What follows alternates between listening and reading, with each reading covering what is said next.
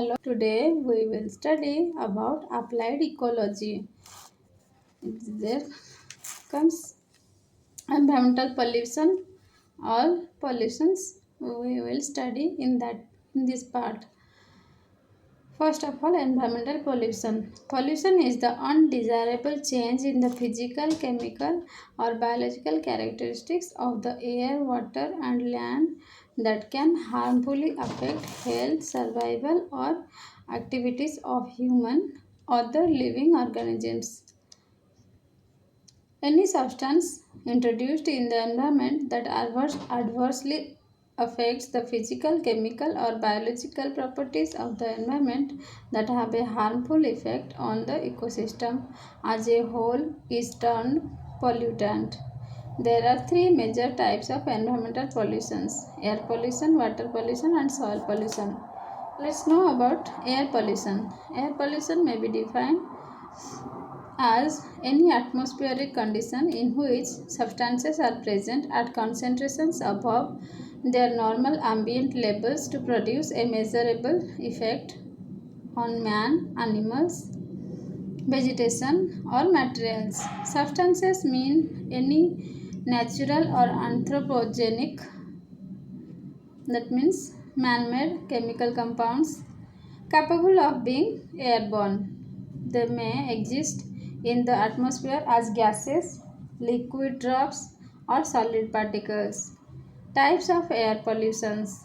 Air pollutants can be divided into two major types, that is primary or secondary. Primary air pollutants are the substances which are directly emitted in the air when primary pollutants react or interact in the atmosphere.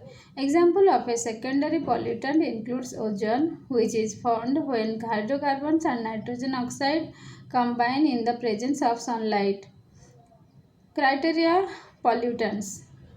Criteria pollutants are those air pollutants for which ambient air standards have been defined to protect human health and welfare.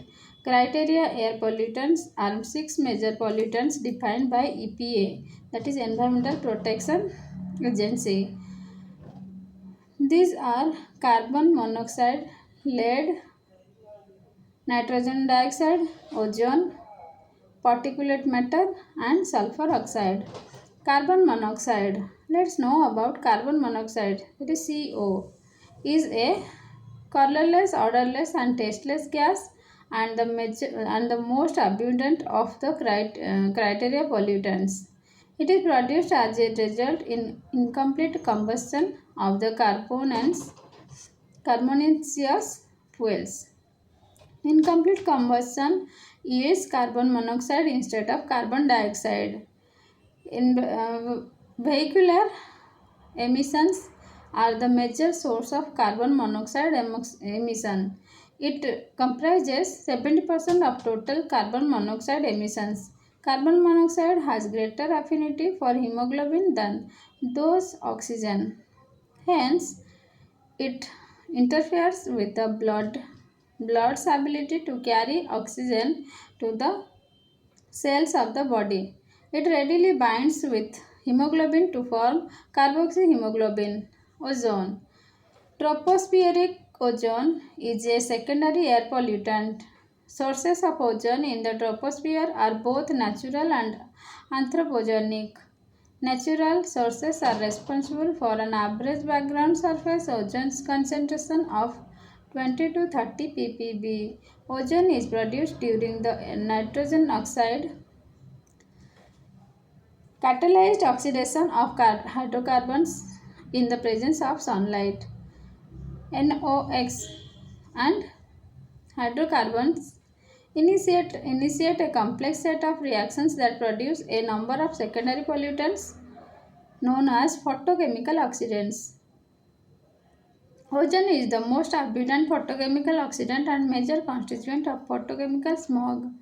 Smog is a term that was derived from smoke and fog. Photochemical smog is also known as Los Angeles smog. It requires neither smoke nor fog This type of smog has its origin in the nitrogen oxide and hydrocarbon emitted by automobiles and other sources, which then undergo photochemical reactions in the lower atmosphere. The highly toxic gas ozone arises from the reaction of nitrogen oxide with hydrocarbon in the presence of sunlight, and some nitrogen dioxide is produced from the reaction of nitrogen oxide with sunlight. Other major components of photochemical smog are formaldehyde, acrolein, peroxyacetyl nitrate, and peroxybenzoyl nitrate. The resulting smog causes a light brownish coloration of the atmosphere, reduced visibility, plant damage, irritation of eyes, and respiratory distress. Photochemical smog has a high concentration of oxidizing agents and is therefore called as oxidizing smog. The second type of smog is sulfurous smog, which is also called London smog. It results from a high concentration of sulfur oxides in the air and is caused by the use of sulfur-bearing fossil fuels, particularly coal. Chemically, it is a reduced mixture, and so it is also called as reducing smog. Oxides of nitrogen. Two important oxides of nitrogen, that is NOx, considered as air pollutants are nitric oxide, that is NO, and nitrogen dioxide, that is NO2. Almost the NOx emissions occur in the form of NO, that is nitric oxide. Nitric oxide can oxidize to nitrogen dioxide. Nitrogen dioxide may react with hydrocarbons in the presence of sunlight to form photochemical smog. Nitrogen dioxide also reacts with hydroxide radical, that is OH, of radical to form nitric acid HNO3. Let's now particular matter here. Atmospheric particulate matter is defined as solid or liquid dispersed matter which is smaller than about 500 micrometer. Particulate matters which are less than 10 microns in diameter are known as PM10.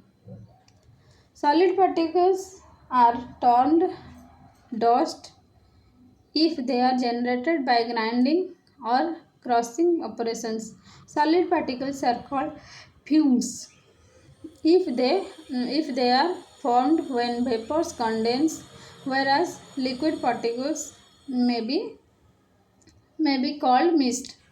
Smoke and soot are termed used to describe particles composed primarily of carbon that results from incomplete combustion. Let's know about sulfur dioxide.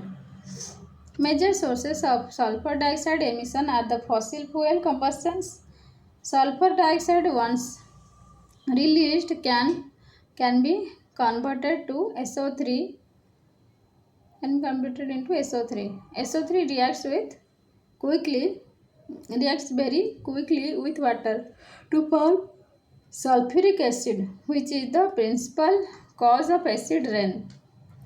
Let's know about lead. Lead is emitted to the atmosphere primarily in the form of inorganic particulates. Most lead emission occurs in the past from motor vehicles as a result of burning of gasoline containing the anti-knock additive tetraethyl lead. Air quality standards. EPA has established two levels of national ambient air quality standards, primary and secondary.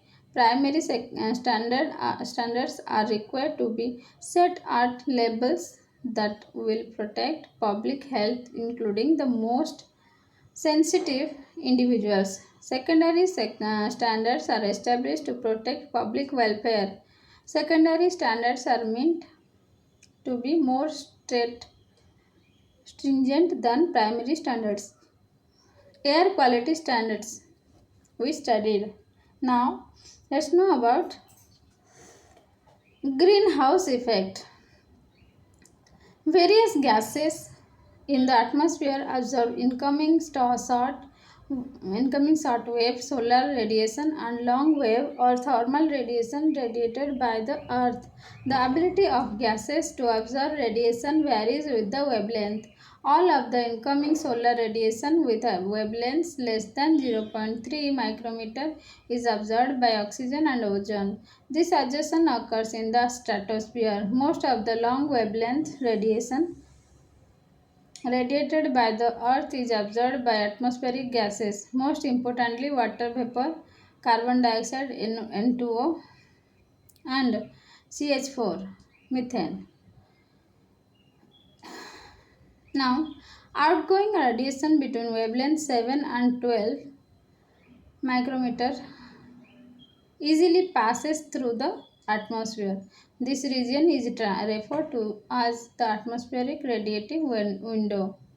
Radiatively active gases are absorbed wavelengths longer than 4 micrometer are called greenhouse gases. These gases absorb most of the outgoing thermal radiation attempting to leave the Earth's surface. This absorption heats the atmosphere, which in turn radiates energy back to the Earth. The greenhouse gases act as a thermal blanket around the Earth, rising the Earth's temperature. This effect is known as greenhouse effect. The greenhouse effect is a natural phenomenon. It is responsible for Earth having an average near surface air temperature 33 degrees centigrade warmer than it would have if it did not have greenhouse gases in the troposphere. Global warming. Global warming is defined as the increase in the average. Thank you.